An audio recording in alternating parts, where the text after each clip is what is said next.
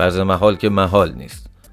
فرض کنیم 1000 سال دیگه علم بتونه خیلی روشن بگه که ما از کجا اومدیم، چرا اینجاییم و بعد از مرگ چه خبر میشه. اوکی، اصلا چرا 1000 سال؟ من میگم 100 سالم کافیه. فرض محال که محال نیست.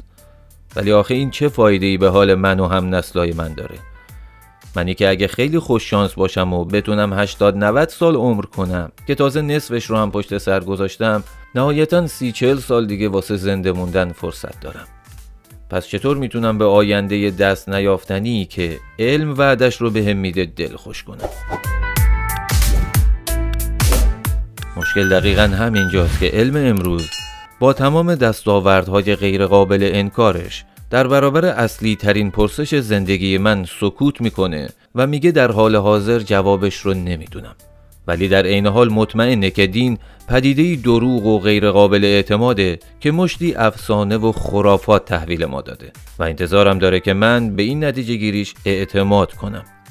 اما اگه 1% هم احتمال بدیم که علم اشتباه کرده باشه و مثل بسیاری از نظریاتش در طول زمان تغییر کنه، اون وقت تکلیف منی که به حرفش اعتماد کردم و دین رو از زندگیم کنار گذاشتم چی میشه؟ خسارت عمر از دست رفتم رو باید از